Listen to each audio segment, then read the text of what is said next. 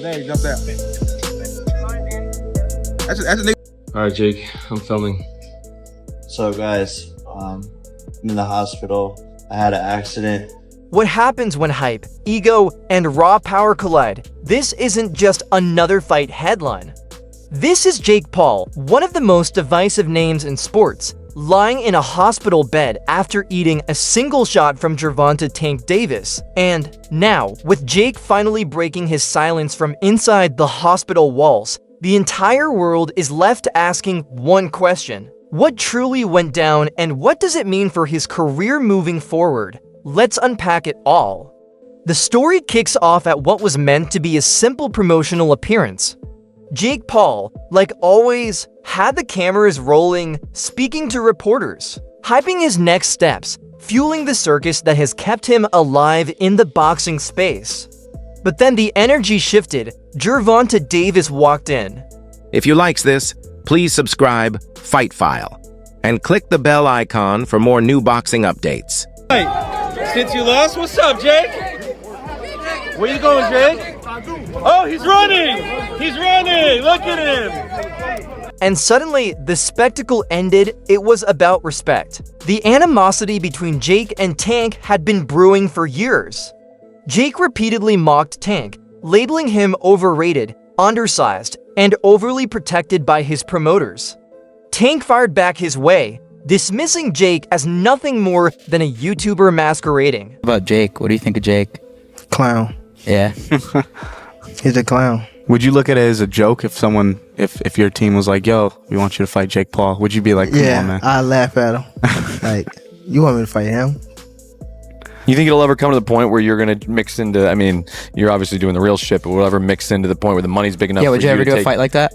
I feel as though in my career, I can't do that. Right? As a boxer, neither man backed down, and when they were finally face to face, the tension erupted. Eyewitnesses claimed Jake leaned in close, smirked, whispered something that clearly struck Tank's nerve. Oh, Lord. I'm sorry. I'm just in a silly, goofy mood. Some insist it was about Tank's legal issues. Others say it was a jab at Floyd Mayweather, someone Tank shares deep ties with, whatever. The comment was, Tank's demeanor changed instantly, and then it happened. One lightning-fast punch, sharp, clean, devastating. For real.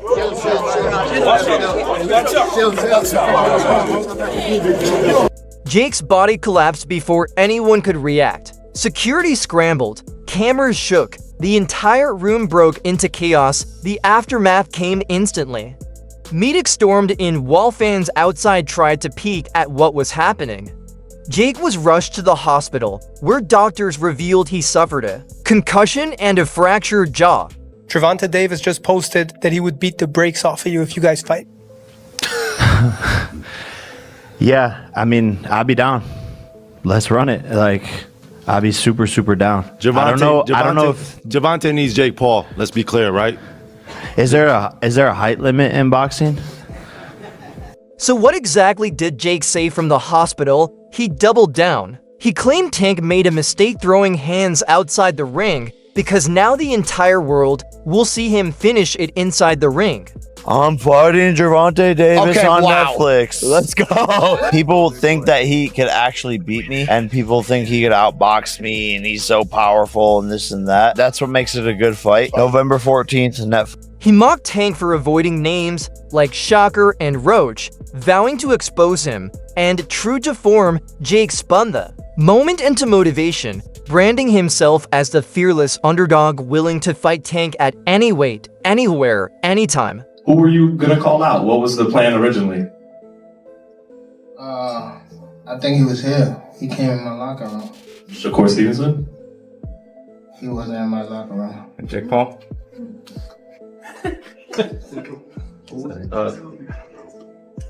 Next question.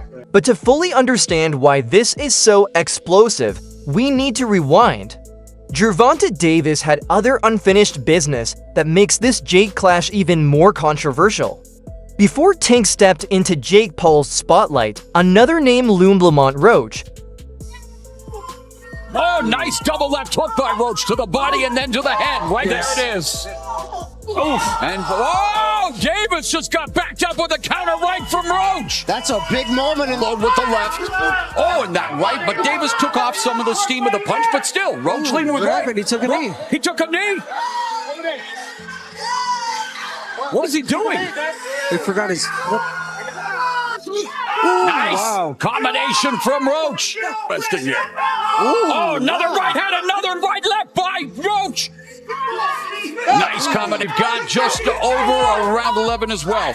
Maybe him getting popped. Davis fighting on even terms here in the 11th. Both of them have landed. Has to keep doing that. Roach said the familiarity, knows his weaknesses. It's one thing to say it. The decision is a majority draw. Their first meeting wasn't supposed to be close. Tank, the knockout king, was expected to dominate Roach. Instead, Roach gave him the fight of his career. When the final bell rang, plenty of fans believed Tank barely escaped.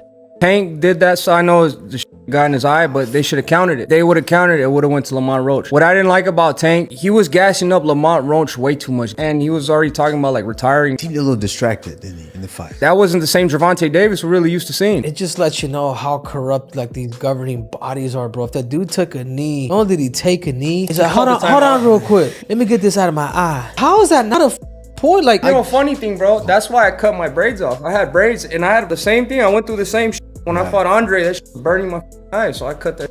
That performance cracked the aura around Tank. Suddenly, the fighter, who once terrified divisions, looked human. And here's the kicker, Roach had a rematch clause built in. He knew if he pressed Tank to the limit, demand for fight would skyrocket. And he was right, fans wanted closure. Was Roach the man who exposed Tank? Could Tank redeem himself and prove it wasn't a fluke? But instead of answers, the rematch evaporated. Roach was left sidelined, furious, blasting Tank for ducking him. And in that vacuum, Tank pivoted, he ditched Roach and inked a fight with Jake Paul. For Roach, that was the ultimate insult. For fans, it looked like Tank abandoned redemption in exchange for payday glory. That's the cloud shadowing this Jake Paul showdown. Tank still hasn't closed the Roach chapter. Now, let's be honest. Jake Paul didn't step up like a typical challenger.